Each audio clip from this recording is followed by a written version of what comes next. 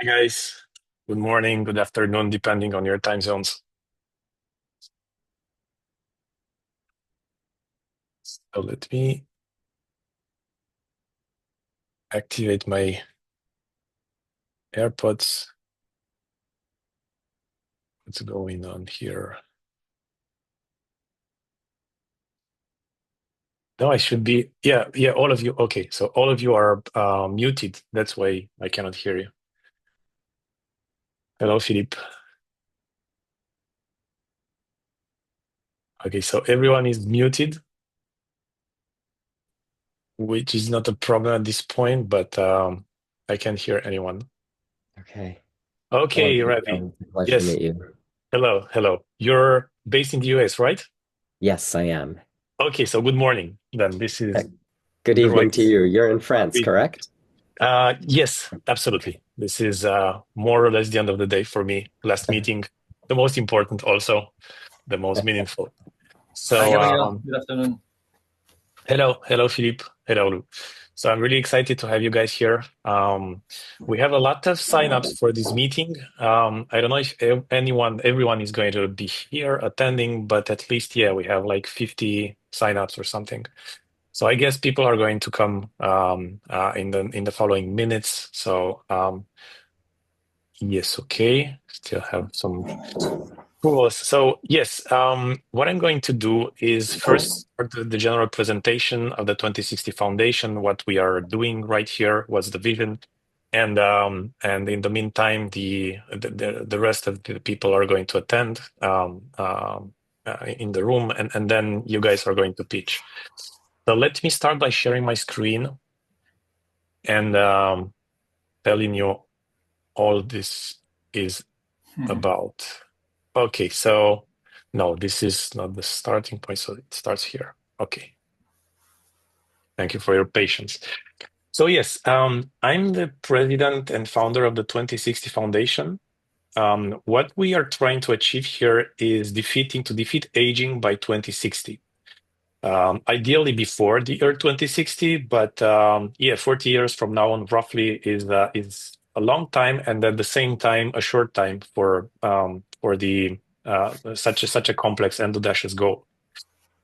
So about the 2060 Foundation, what is the most important for you to understand? It's a nonprofit. What we are trying to do is extend the the average health span for the general population. We don't want to make any money out of it. So that's something very important to keep in mind. We have a small team of core members, but also more than 200 members so far who have joined the foundation and are helping um, on a more or less regular basis with the different operations. And the flagship project we're working on right now is what is happening right now, the 2060 Longevity Investment Club. So what this is about is free longevity startup pitches, which is what we're doing right now.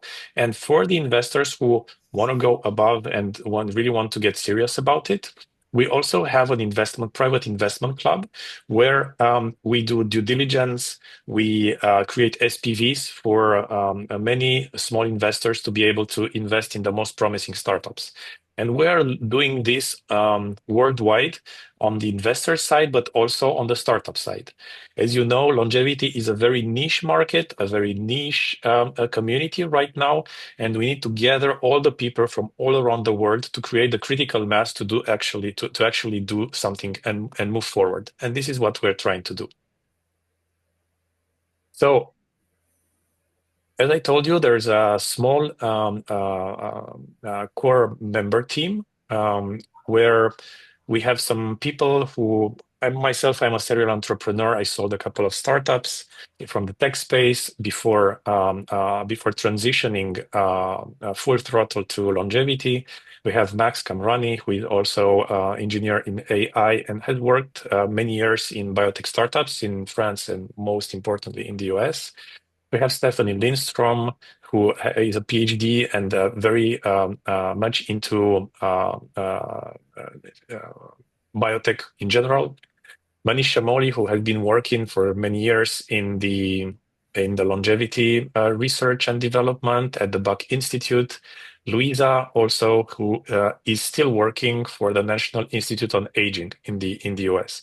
And we also have somebody that you may already have heard of, Brian Kennedy. He's one of the absolute stars in longevity, working in Singapore right now. He has been director of the Buck Institute for many years, and he's our advisory board member. He's helping us with the operations, with recommendations, startups, and also scientific expertise when it comes to due diligences. So the meeting today is going to take 1 hour, and we have two startups that are going to pitch today. First of is going to be a Lively. We have Luz America with us here. They're creating an ecosystem for longevity, bringing together brands, influencers, and also longevity enthusiasts. And of course, Lou, you'll be able to elaborate on this. And we have Domina Therapeutics, which will be presented by Ravi Jain, who are fighting against cognitive decline. So both of the startups will have 20 minutes to 10 minutes to pitch and 10 minutes to answer to questions and answers. This meeting is recorded. We are going to share this with the rest of the community who have not been able to attend this meeting, and of course they will be able to. All of you are going to have the contact information of the startups, so you will be able to reach out to them directly. And yeah, if you invest independently, please let us know. It's always very helpful to know that we have helped longevity startups get funded and move forward. So that being said, let's get started with a lively. Lou, please, the floor is yours. You can share your screen. You certainly have a presentation. And Yes. okay, so I'm going to stop sharing my screen, and the floor is yours. Perfect. Let me just get mine up. It'll look a lot like yours potentially here. It Okay, is. so you can all see my screen now. Yes. This is this image was one of the first positive pieces of feedback we got from anybody when we started talking about Lively, which is everybody liked the old man. So we showed friends, hey, this is what we're thinking of doing, and most of the feedback was, man, I really like that old man picture. Like I want to be that person. And I think, that coupled with your best life, your entire life, is probably something that everybody here shares, right? It's not just about that longevity of lifespan, but it's also maximizing your health span during that time. And that's basically what got myself and my co-founder to leave a very enjoyable and comfortable career in a different industry to focus on this mission. So I'll today talk a bit about the team as well as about our vision, where we are currently at, how we see it going to market, and then we'll be open for some questions. You won't only just hear from me. I have a nice video from my co-founder, Andrew, as well, to give you insight into what we're doing with Lively. So thank you all for having me, Gabriel. I appreciate it. It's great to be here with you all. I'm a big community fan, so whenever I can find a community of like-minded people working towards a goal, I'm interested in rolling up my sleeves and working with them. So nice to meet you all. So let's just see if this changes. Okay, perfect. So at its core, Lively transforms personal health data into actionable recommendations, powering an e-commerce platform that connects wellness brands and credentialed wellness influencers to help consumers live healthier longer. Quite simply, Andrew and I both have a marketplaces background. We saw a few things that were happening in wellness, not just the trend that people are spending more on wellness, but the absence of a dominant bespoke wellness marketplace. And we saw that there was significantly more interest in multiple modalities or areas of wellness for people. And we thought this is the right time to introduce a marketplace where you bring those different modalities into one place.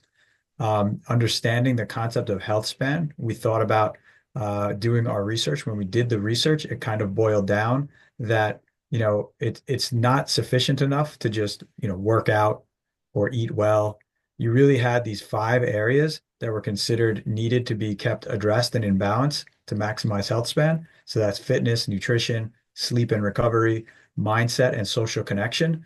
And we understood that these things go together, but that's not necessarily obvious to people getting started on their journey, nor is it easy for them to find those in one place. So we decided, hey, it looks like the right place to do a marketplace. Now, what we also realized was this is the only area of a consumer's life where they are setting goals and more increasingly measuring those goals with their own personal data through wearable devices and smart devices, which allows us to create significantly better recommendation engines, right? We can understand from an e-commerce perspective your actions and preferences, but if we can layer that with data that shows the impact of your choices on your goals, we can truly make great e-commerce recommendations. So I'll stop talking about that part, tell you a little bit about Andrew and I, and we'll kind of show you the vision in a video. So as I mentioned before, Andrew and I both have marketplace backgrounds, just in very different industry. I came from the travel industry, so did Andrew. Last year, he exited a company that he had sold to private equity. That's when we got started at the beginning of January, working on a vision for a Lively. He had recently put out a book on mindset. So Andrew and I met about 12 or 13 years ago in what was the travel technology industries, kind of, let's say, I think it was 30 under 35. We weren't quite under 30 when we met. And we kept in touch. And when I saw him write the book on mindset, and start to change his professional persona from that of talking about where his area of marketplace was, short-term rentals, Airbnb type stuff, to mindset, which is what he wrote the book about. I just wanted to reach out and ask him about making that transition. And I explained to him that I was thinking of leaving travel, which I spent 25 years in, the last 17 building one of the most successful marketplaces in the world, and definitely the biggest scaling story in the e-commerce world behind Amazon, which is Booking.com and Booking Holdings. Um, and when I asked him about that, he asked me, well, why? What are you up to? And when I explained to him what I was thinking of doing, he said, hey, let's do this together. And I always knew Andrew was someone who cared about his mission as well in service to other people, as well as his own health and wellness. So as we started to explore the idea of teaming up, it became natural that we decided to start this company together. So he's still a competitive open water swimmer. I'm still a master's competitive runner. So we kind of live the life that we're talking about from a health and wellness standpoint, but we also have that deep marketplace experience. I was the first person hired after Priceline.com purchased Booking.com back in 2005 and spent 17 years scaling that supply business all over the world. So we know marketplaces and we're passionate about health and wellness and serving others. So let's see if this video works. That's always the test of every presentation, and you'll get to not hear from me for a little bit.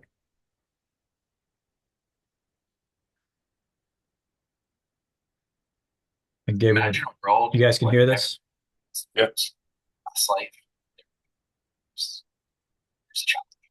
People invest heavily in wellness products, fitness apps, and supplements, yet they're often left in the dark. Are they getting real results or just following the next wellness fad? The wellness industry, while massive, is fragmented, leaving consumers without a clear path to understanding how their actions impact their health. At Lively, we're here to change that. We know that health isn't a single product or fleeting resolution. It's a journey across 5 critical pillars: fitness, nutrition, sleep and recovery, mindset, and social connection.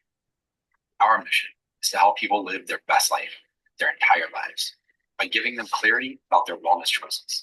Picture this. You're scrolling through social media and see a post from your favorite wellness influencer. They're sharing insights into their routine and a link to their Lively storefront. Curious, you click through and see the products that they use to support goals just like yours, each with a unique proposition, the ability to track how it will impact your health. You make a purchase, feeling informed and empowered. After buying, you're invited to share your specific goal: better sleep, improved fitness, more energy. Lively integrates with your existing wearable device to track your progress. As you wait for your product, the Lively is already monitoring your health data. Once you start using the product, you don't have to wonder if it's working. Lively tracks the results, offering feedback before you even ask. Whether you're on track or off, you receive encouragement, personalized insights, and suggestions to adjust your habits. This is where the magic happens. Lively becomes your trusted wellness guide, putting all your wellness data into your own 360 profile. It's a resource you own, data you can compare with your doctor's records or use to stay informed about how your time and money are impacting your health span. For consumers, it's not just about buying products. It's about seeing measurable results, understanding how every action moves you closer to living the best life. For investors, Lively represents a massive opportunity. We sit at the intersection of wellness, data-driven health, and influencer-driven e-commerce. Not just selling products, we're empowering people to take control of their wellness journey. The revenue model is built on this value exchange. We provide tools for consumers to track their wellness spending effectiveness. We offer brands and influencers a platform to truly connect with their audiences. Lively isn't just an idea. It's a movement to help people live longer, healthier lives, with confidence, clarity, and purpose. Join us in creating a future where wellness is not a guessing game, but a guided, data-driven journey toward living our best lives every day for our entire lives. All right, so that was my co-founder, Andrew. He's also host of a podcast called The Home of Health Span that we produce. I'll explain the podcast angle in a moment when we talk about go-to-market. So just to recap what you saw in the video, there are a few ways that we acquire customers and that customer journey exists, right? So one of the first ones is a partnership with influencers. So to start this, we actually started that Home of Health Span podcast. We invited credited influencers on the podcast. So these are not like unboxing influencers. These are people with some sort of credentials associated with their name in the wellness space. We interview them and talk about their routine across those 5 pillars. And as a result, we build them a page that they can share with their followers. That page is optimized for e-commerce so they can check out from a variety of different brands in one transaction, replacing what is really prominent nowadays, which is like a 26 link tree of all types of affiliate links that is typically being used and is a conversion killer on their traffic. After someone makes a purchase, we then ask them about their goal and to integrate their wearable device if they have one. If they don't, we have partnerships with leading wearable devices to sell them that device as well. Then we integrate that wearable and start looking at their data, understanding where they're at right now. Did they even buy the right product for what they were doing? So this is really for people that are currently in the discovery phase, right? So right now, this is the go-to-market that we've started to experiment with. And we're moving on to now also a partnership with a wearable device where their users will be exposed to this. So first you integrate your wearable, then we provide an analysis of that data and suggest products or resources for you. Why we decided to do this now, of course, is always the question. Health and wellness preventative spending is growing extremely fast.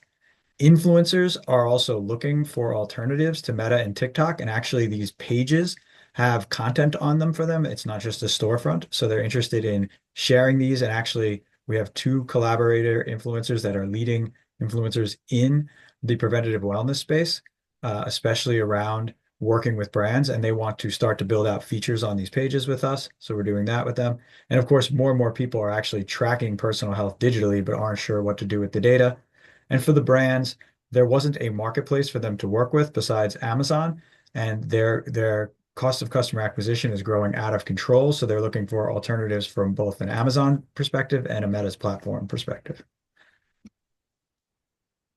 I'll skip over this because this is, again, just explanation of the recommendations. We'll share the pitch deck with everybody afterwards. What we're hearing from the stakeholders, I won't stay on this too long, but when we speak to brands, the consumers, and the influencers, we're seeing a sheer ecosystem effect, right? So all of the players in this area of an industry are looking for a place, basically a home for their wellness, a home for where they're thinking about their health span, and we're going to provide that for them. How we make money, because that's what investors really want to understand. So the marketplace, we have a take rate of between 20 and 40% on the average item that we sell. We can also layer in premium prescriptions. Eventually, we'll get to paid advertisements. And we are already in talks with corporate benefit programs for another user acquisition opportunity because they also have a high desire to get people to actually use their HSA, FSA money here in the US, for example, and they're looking for ways to improve the adherence for those customers. We're raising 2.5 million on a safe. We've bootstrapped this up until this point, Andrew and I. That money on the raise will be spent on bringing our data science and machine learning person full time, building and launching the app, and then, of course, marketing. This is some of our technical advisory team. You'll see that here, but we have advisors including the head of growth at Whoop, who was former head of growth at Facebook and Uber. We have on the technology side, Joel Van Horn, who has previously sold many Shopify e-commerce companies. So he's a well-seasoned e-commerce entrepreneur. We have a data scientist. We have design consultants. And I happen to have an entire army of semi-retired Booking.com people ready to roll. So thanks. I'll leave it open to questions now. Thank you, Lou. Thank you very much for your presentation. I have so many questions myself, but I will let other people ask their questions if they have any.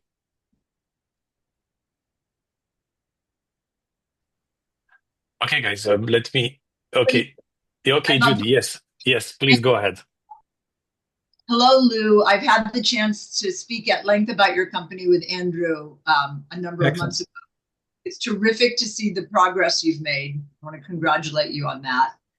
And I apologize, I did join the call a bit late, so my apologies for that. So if I am asking a question that is repetitive, my apologies. But I wanted to get a sense as to how you see the competition emerging, who you see as your true competitors that you are considering within the space.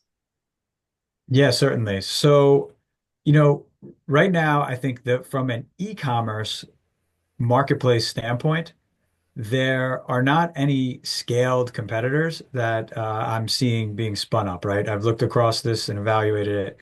What I am seeing are companies looking to go direct to consumer with some sort of starting point of a diagnostic, right? So preventative care, whether that's a function health, a superhuman, those have been, popular raises in the past couple of year or two.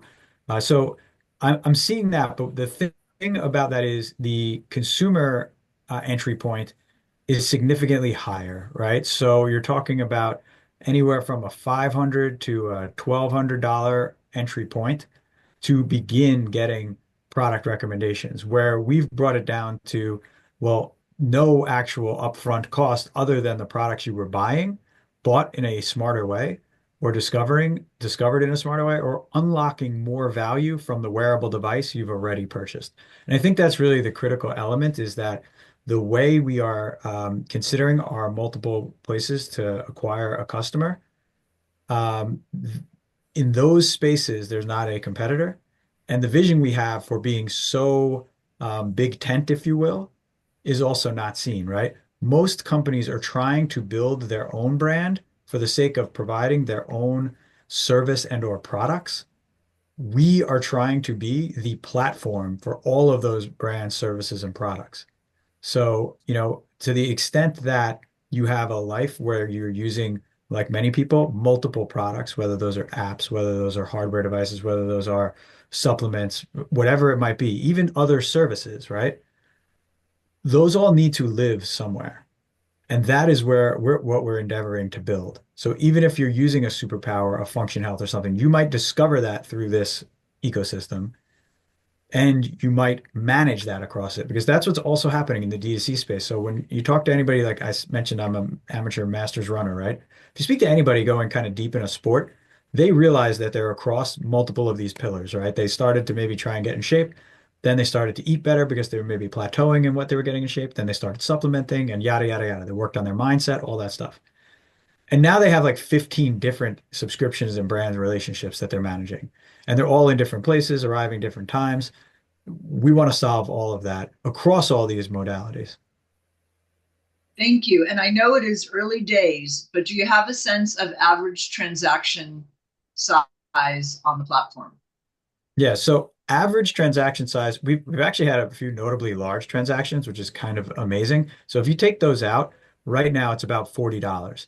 That's mostly because our go-to-market is focused on trying to move people through areas where we can readily interpret the data. So like right now, we've started with a big focus on sleep because there's a lot of interest, number one, from consumers the past 24 months in sleep, especially. But also the wearables are doing a pretty good job with sleep metrics, and we can map common sleep problems to solutions with some credible research. So I would say the value will go up for certain as we kind of explore the multimodality because you can create a basket of things that go together. Right now, we're really being targeted with what product we bring to kind of what person. But $40 has been the average. Wonderful. Thank you. I appreciate the information. And I'll let Andrew know you're on the call too.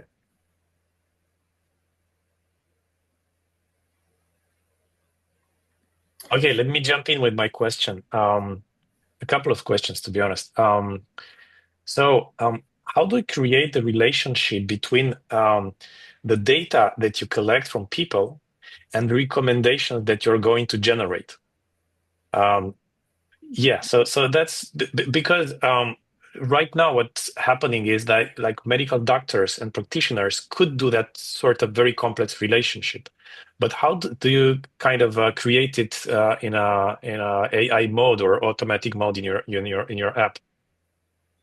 Yeah, so we've had our data scientist and a former kind of consultant data scientist work on building models. And right now, it's really just the early stage. Right now, what we do is uh, correlation, right? That's all we're doing at the moment is saying you purchase this with the intention of seeing this marker move, and it either is or isn't, right? And then we begin kind of habit change coaching them, right? So, hey, you've bought this and the marker is not moving. Are you taking it every day? Are you using it every day? Things of that nature. So we're not down to yet fully causality, right? We're just interpreting their data to say, hey, based on benchmarking, this is, where you're at versus the benchmarks available. Do you want to start here? Or we're saying you purchased this for a reason. We see that data point and it's either moving or not moving. Does that make sense? So we're not really trying Yeah, to prescribe a solution with high level of causality yet, and then we're trying to understand people's preference, right? So what we would do in the next beta test that we're doing, which we'll launch in about 2 weeks, what we will intend to do is take people's sleep data in from their Whoop device. We will match the deficiencies in certain areas of sleep versus publicly available data around interventions that improve that sleep, right? And it will provide them with a selection of those interventions to determine which one they select, right? And then, of course, what impact it has over time. But also, we're then understanding their preference, right? So my wife practices Ayurveda. She will drink a tea or an herbal anything, right? But if I tried to tell her to take a magnesium pill every evening or the new 8 sleep kind of sleep bundle pill, she would forget it every night, right? Because it's just not, she does not like pills.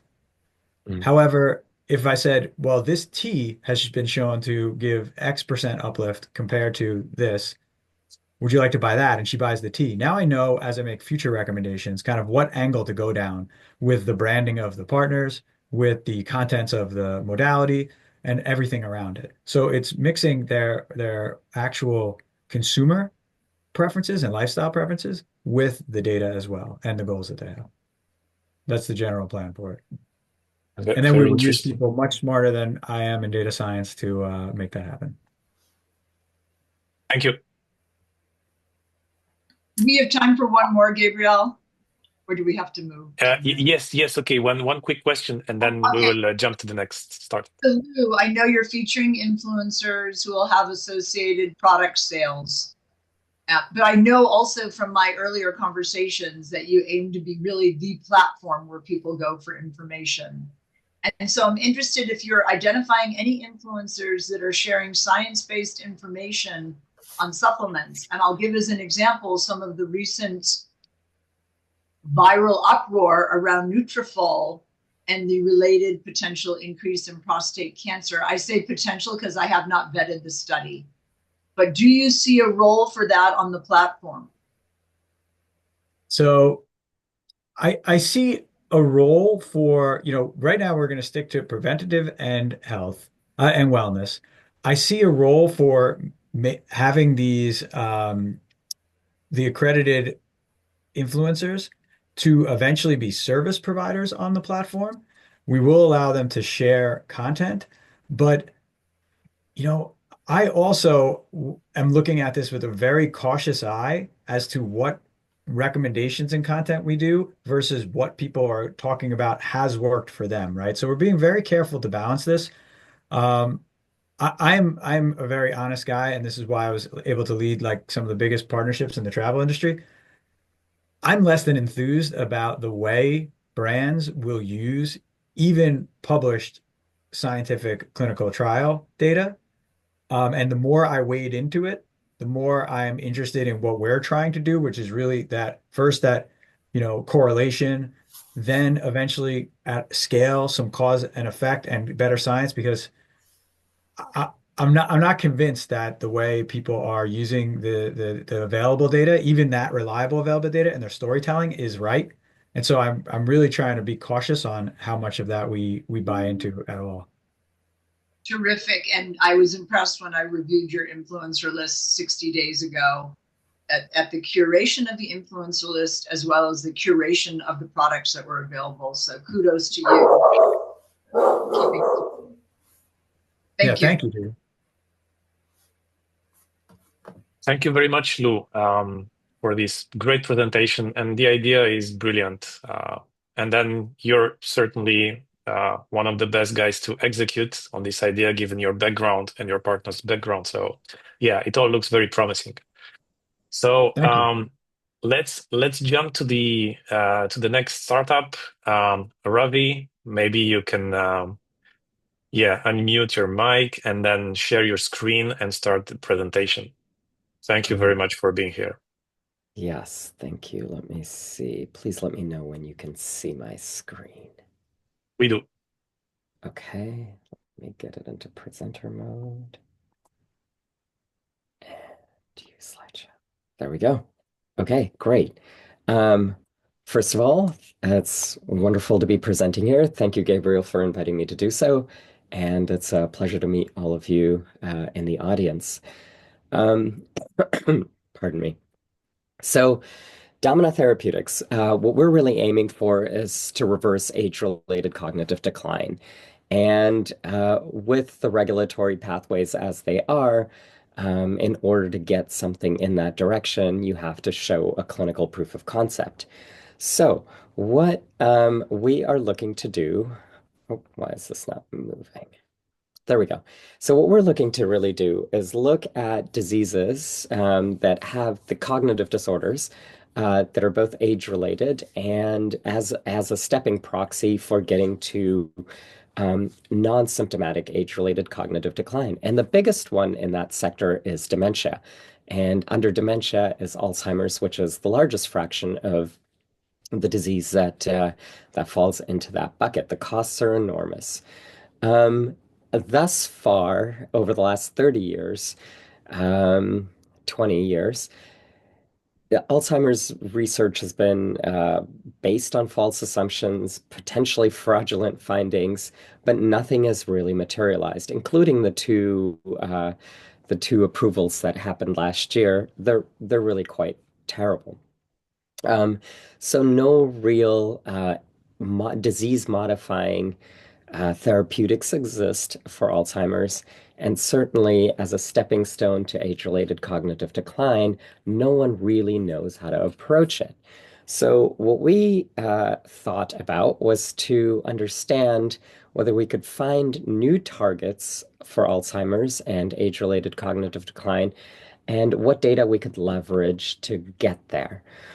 And one of the key interesting aspects of our research or our company has been this particular observation that in patients that have cognitive disorders, and this is true for bipolar disorder, which is where our proof of concept was done, but it's also true for Alzheimer's, and I suspect it's true for age-related cognitive decline. What you see is that different parts of the brain communicate in this really aberrant way. So let me actually pause the patient and show you the health. So in a healthy brain, different parts of the brain, when they communicate, they occasionally fire. You'll see something light up here, something light up over here, um, and that is a healthy brain.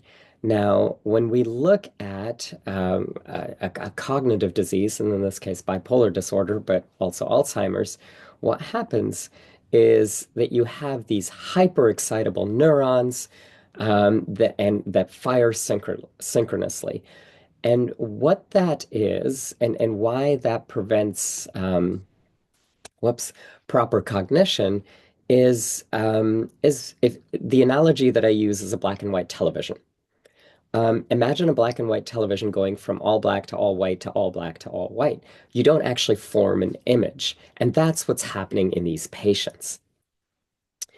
Um, a key finding that we uncovered was a particular protein that is actually responsible for wiring different parts of the brain together properly.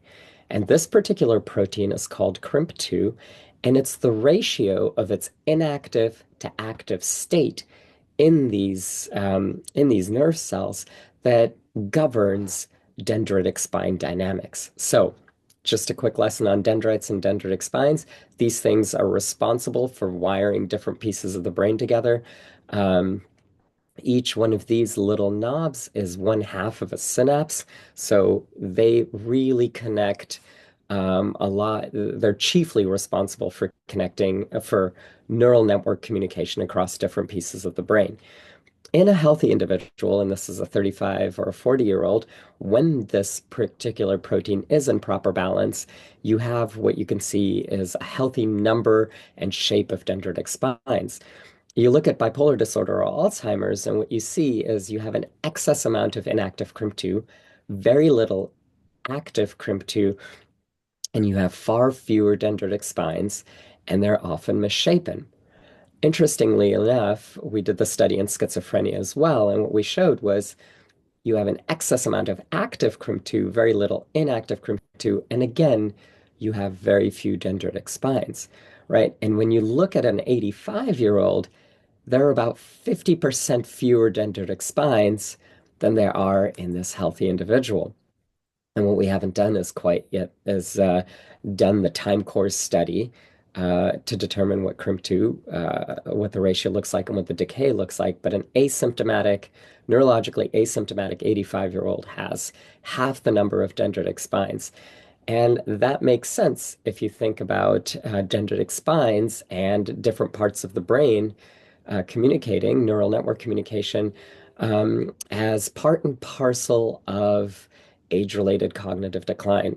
I don't know about you, but I tell the same story 3 days apart to the same person because I've forgotten that I told that person that story. So this is a gradual process when it's asymptomatic, and when you have these diseases like Alzheimer's, it's a much less gradual process. It's far accelerated. So we are going to look at upstream targets of CRIMP2. So we're going to use CRIMP2 as a biomarker. We have used CRIMP2 as a biomarker to find targets that regulate dendritic spine dynamics that then are able to rehabilitate and affect cognition. Um, and our process, I'm going to skip over our process. I'll come back to it if there are questions on it. But what I want to talk about is our proof of concept and then how we applied this to Alzheimer's as well. So our proof of concept we did in bipolar disorder. The reason to do it in bipolar is because the mouse models are very clean, and bipolar disorder is a well understood, a better understood cognitive disorder than is Alzheimer's. In bipolar disorder, what you see is that you have far fewer dendritic spines, just like the pictures I've showed you. The CRIMP2 ratio is very much elevated. You have an excess amount of CRIMP2, inactive CRIMP2, and when you give these patients lithium, it pushes that ratio towards normal. It doesn't even get it all the way back to normal, but that is sufficient to bring spine density back to normal to effectuate normal neural network communication. And when you take a compound like lithium and put it into mice, a bipolar disorder mouse, right, a mouse model, what you see is that you're able to um, bring it back into renormalization. So what we did was we ran a screen to find compounds that renormalized the CRIMP2 ratio, put them into mice, and we found a number of them. One of them, huperzine A, is shown here, is able to replace lithium. It's interesting because huperzine brings back dendritic spine formation the way lithium does as well. So this is a proof of concept because we're able to renormalize the CRIMP2 ratio, bring back dendritic spine density, and renormalize behavior based on those two factors. So what we have done is actually applied this to Alzheimer's disease and a couple of others. But here's when we use sort of our AI processing and understanding neural network communication, what we see in Alzheimer's, right? So in bipolar disorder, folks have a very different neural network firing signature than do unaffected individuals. And that's true for Alzheimer's. And it's true for a number of other diseases as well, including Parkinson's and schizophrenia. So what did we do? We screened 4,100 compounds in Alzheimer's, and these are all patient-derived. None of this is mouse work, right? It's patient-derived work, patient-derived iPSCs. And we found 4 hits. So we found 4 novel targets. And of those, one target was particularly interesting. It renormalized the CRIMP2 ratio and brought back spine density. Um, and we took that particular compound and developed derivatives thereof that had a clear path to IP. So it was a repurposing compound, which we have then since designed similars around that have a clear that we can file patents around, right? Um, and so right now we're raising a $3 million seed round to continue this Alzheimer's work to get it to lead selection. So we have hits, we've got provisionals, and we've got compounds designed, and we can push them through into leads. And that would be right before we get into IND-enabling studies. And a portion of this will go towards understanding the role that CRIM2 plays in age-related cognitive decline. So to do that time course study. It'll take a bit of time, and it takes a lot of samples, especially good, clean clinical medical history data. And the last piece of it is to develop the CRIMP2 marker as a patient selection, patient stratification mechanism with which to select appropriate patients into a clinical trial, whether it's for Alzheimer's or age-related cognitive decline. Our team, I've been in the biotech industry for over 25 years. My first startup, I ran for about 14 years. My first startup, I ended up selling my second startup. I ran for 14 years. And we brought that to a very nice conclusion. And I've been on the drug discovery and on the commercialization side. Warren is an incredibly special individual. He's a medicinal chemist who's been doing small molecule neurotherapeutics for 35 years. He has actually brought a drug to market at Neurocrine Biosciences. He took it from discovery all the way through phase 3. And then Josh and Joanna are these brilliant postdocs who have an insane amount of expertise in organoid biology and neurobio. My academic co-founder is Evan Snyder. This was his research that I spun out from Sanford Burnham, the Sanford Burnham Research Institute. And Peter was our original funder, our pre-seed funder. And Bill is a board member who's taken companies public, raised hundreds and hundreds of millions of dollars, and is a huge longevity enthusiast. So what is the 3 million going to get us? It's going to get the Alzheimer's program to lead an animal validation. And it's going to get us to understanding both the signature of and characterization of age-related cognitive decline. And people always ask, well, why is this the right time? Part of it is because organoid models are becoming more standardized, and AI/ML is really taken on, able to do a lot more than it used to be able to do 10 years ago. The CRIMP2 breakthroughs are all very recent. Didn't get validated until 2020, and not many people know about it or have looked into it. And look, we're aging as a population, and dementia and Alzheimer's is going to be huge. I haven't spoken to a single person who either hasn't been directly impacted by Alzheimer's or dementia, or, 1 degree removed. We all know somebody, whether they're in our immediate family or extended family and friend circle. So it's an incredible need to do so. And just so you know that, right, I've thought through what it would take to get to commercial to a reasonable exit. I've mapped a bit of it here. Um, and so for a phase 1 trial, all the way getting through a phase 1 trial that includes IND enabling studies, will be in about 2 years. We'll need to raise another 35 million.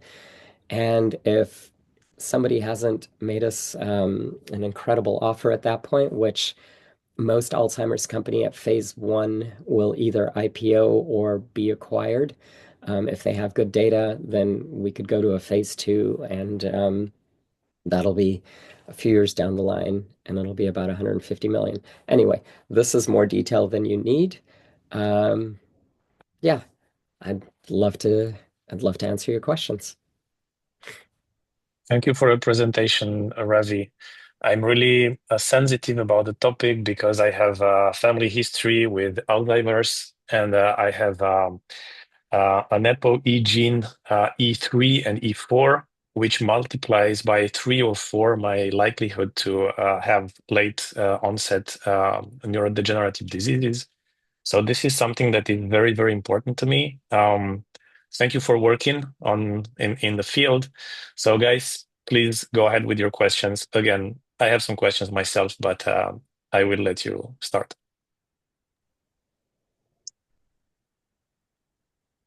Gabrielle, I have a question for Ravi. Ravi, first of all, I want to give you credit on your presentation. It's incredibly clear and easy to understand, which is not always the case in this space. So I just wanted to note that. Thank you, Julie. Have you received or applied for any NIH funding? Is that part of your funding strategy?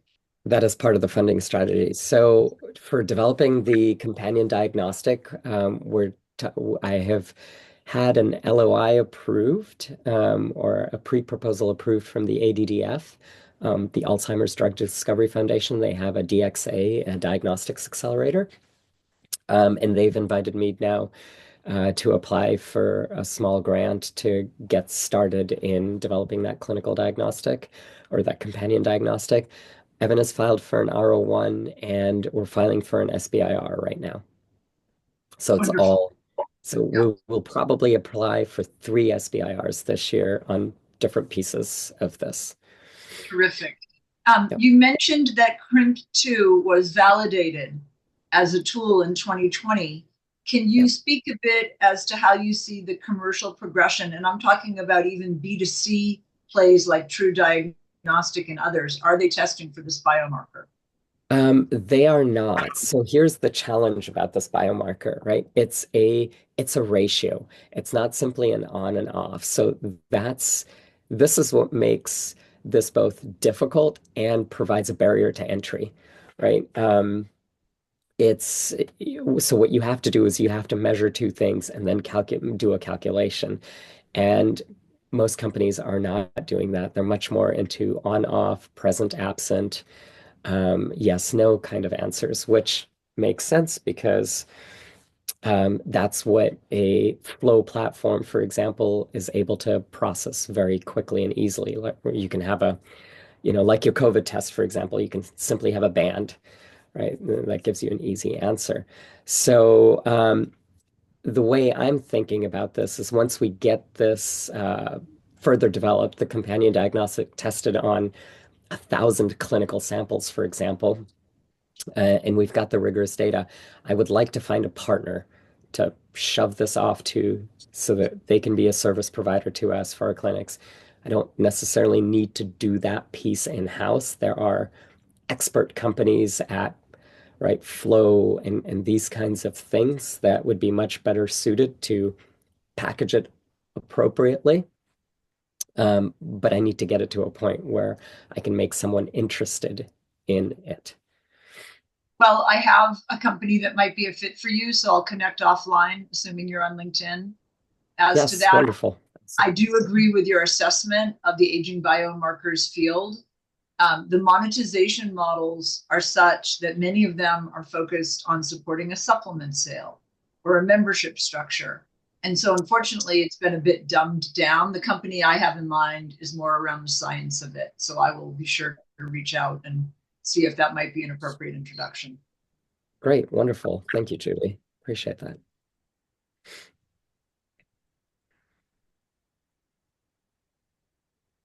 I have a question for you, Robbie. Yes, Jason. Yeah, thank you. That was a great presentation. Say like 5, 10 years down the road, you've built this out, everything succeeds, everything goes to plan.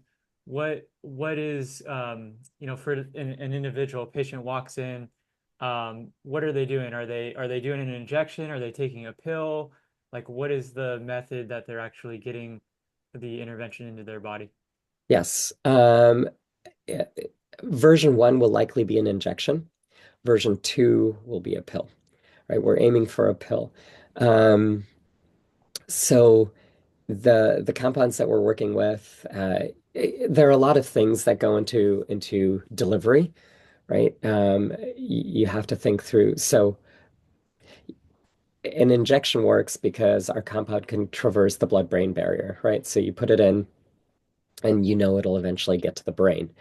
The pill is always a little bit more challenging because one, you've got to go through the entire gastrointestinal system, then you've got all the tight junctions that you've got to get past and the lumen and through the cells, right? So that development is more medicinal chemistry and PK/PD sort of right types of studies to let you know that you're accumulating enough of it in the brain, et cetera, et cetera. Um, but initially, the way we're thinking about it is just a shot, a shot maybe once a month, maybe less, maybe something that could be self-administered even, if it doesn't have to go into the vein, but can just go into the muscle, right? There are plenty of cartridges that you click and Okay. stab yourself in the leg with. Uh, yes. Okay, that makes sense. When And, there and be the a Oh, good. sorry, and the hope is like if we're really talking 5 years down the road and we're successful, that we will have a very large pharma partner to help us through the formulations, right? The different options for formulations. Okay, that makes sense. Wouldn't there be in terms of like comparing like injecting into the vein versus like an intramuscular injection, like the amount of the actual material that would then pass the BBB into the brain, Yep. like wouldn't that be like quite a big difference? And can you actually detect like how much got into the brain based on some kind of imaging or blood test or? Yeah, I mean, so what you're talking about are dosage studies, and initially you would do them in an animal, and then determine what the dosage would look like in a human, right? But what you're really talking about is a phase 2 trial. Okay, okay, I get what you're saying. So Yeah. it would be a little ways out to make Yes. those determinations. Yep. Okay. Thanks, Robbie. Appreciate it. Yeah. Absolutely. Okay, so I do have one question. To my knowledge, for many years, the amyloid beta has been considered as a sort of cause of neurodegenerative diseases. And we have discovered that it was a mere correlation eventually. What makes you believe that this CRIMP2 thing is related to causality and not correlation? Yeah, so it's a good question, right? And it's a good question because when you don't know the etiology of a disease, arguing one way or the other is challenging. But here is my argument. Um, A beta, the history of it shows, right, that um, it was a false path to walk down. The thing about CRIMP2 is it's it's a cytoskeletal regulator. It's very different, right? It has directly been shown to govern the dynamics of dendritic spines. So if you do conditional knockouts, you have far fewer dendritic spines. Like it's not just a correlation. You can see the CRIMP2 in the dendritic spine. You can see it modifying microtubules, like microtubule dynamics. You can see it actually interact with tau. So there's physical evidence for the presence of that particular protein being involved in restructuring of these neurites, right? These dendrites, and the formation of the spines and the breakdown thereof. Um, I'll go a step further, right? This is not in my deck. CRIMP2 has been shown, because it's a cytoskeletal regulator, it has been shown to be relevant for lysosomal transportation in these nerve cells. And we know that Alzheimer's, their lysosome is a big component, lysosomal dysfunction is some component of Alzheimer's disease. Nobody really knows why. Well, we think we have a handle on it. Um, there's a paper that came out about 2 months ago that showed CRIMP2 being involved in mitochondrial health, as in its structure and mitochondrial distribution. That too is interesting in nerve cells, right? That too is interesting because for a long time it has been known in Alzheimer's that mitochondria play a key role in the neurodegenerative process. Nobody knew how or why, right? So this protein one is a completely different pathway than what A beta was going down, right? Number one. Number two, the study on this implicates, right? It implicates phenomena that have been tied to Alzheimer's um, without a clear mechanistic understanding. So this actually provides a mechanistic understanding for why these different things were relevant in Alzheimer's, right? Like the mitochondria, the lysosome, dendritic spines. So that's why I think this is one, a more foundational mechanism and pathway to Alzheimer's, and number two, it's mechanistic. Thank you for the clarification. Very interesting. Yeah. And I have another question. You have mentioned the AI ML models that in the question, why now? How are you Yeah. going to use them exactly here in your? So we're using them to generate neural network signatures. So when we see these neural networks form on plates, we take videos of them and we ask this script, quote unquote script, to process the images, right? And generate a signature for that video, i.e., a neural network communication signature. And we do this for many, many, many samples. So we do it for many patients, right? I think, let me see if I can get to it. Right, each one of these dots is a patient. It's an iPSC-derived cell line, right? So we've looked at 100 some odd Alzheimer's patients, right, and generated each one of these dots as a neural network signature, right? And so this is what we're using AI ML for, is to be able to discriminate and understand what that neural network, you know, what it looks like. Does it look closer to normal? Does it look less close to normal? How far away from unaffected is it? And which bucket does it fall? What we've also actually done is we're able to separate Parkinson's disease from Alzheimer's, for example, right? You can train this on just disease states and say, are these two different diseases?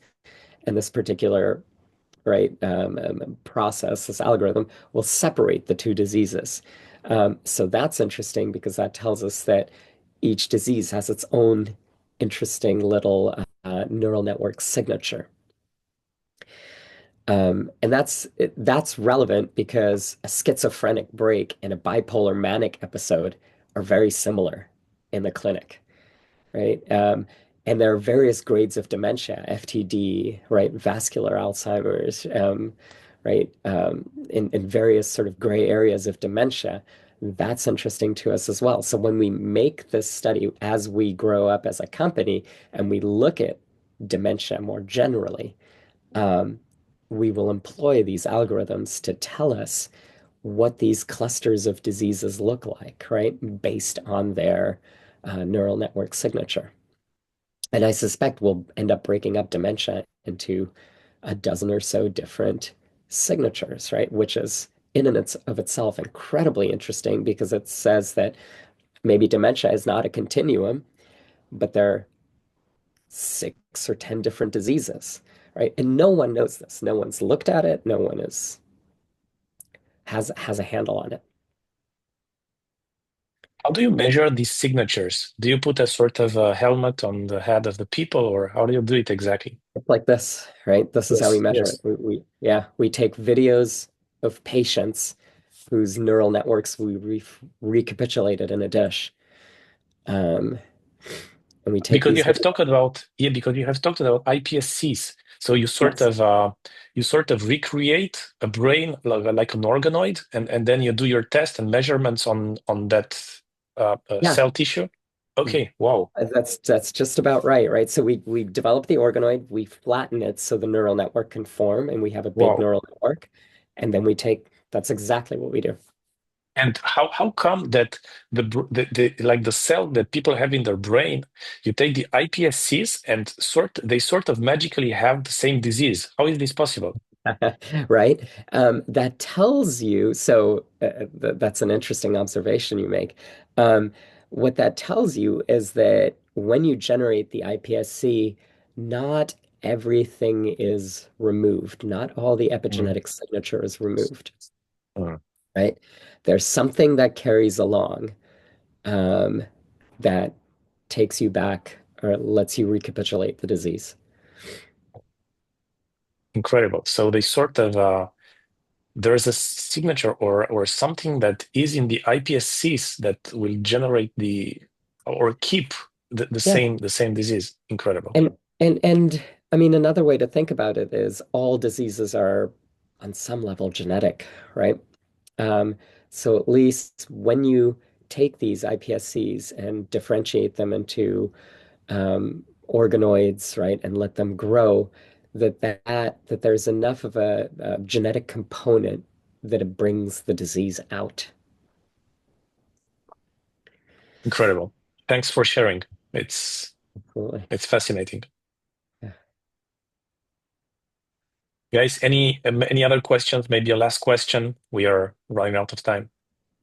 I just had a quick follow-up on what you're saying at the end there. I mean, do you Yeah. know like when you have the organoid in the like that there's actually going to be the same pattern in the brain? Like, are you able to actually view that pattern in the brain? Because I know you could see it, in vitro, right? You could be like, okay, this looks like the disease state, but are you actually able to kind of make that inference or? Yeah, so there are two different answers to that. Two actually lines of responses, and one is we're certainly able to see it in animals, right? That's what the mouse model work showed for bipolar disorder. We went a step further. I should say, Evan went a step further and actually did functional MRI studies on bipolar disorder individuals and showed how between normal and bipolar disordered individuals, how aberrant neural network communication was, how different parts of the brains lit up differently um, between these two populations, right? So he correlated what we're seeing in a plate to frequency of hyperexcitability and synchrony in a person under an fMRI study, right? And those data are not published. But if you're interested in them, I can point you. I can send you some slides. Okay. No, yeah, that'd be interesting. It sounds it sounds interesting. I mean, it's like you could basically determine from a MRI if this someone has bipolar without even talking to them, pretty much. Yeah.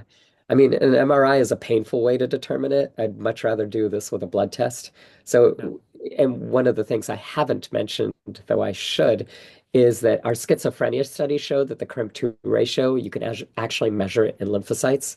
So you can do a blood test and get the CRIM2 ratio outright, which is why a companion diagnostic is so feasible. All it takes is a blood draw. Nice. Yeah, Thanks, Robbie. Appreciate it. absolutely.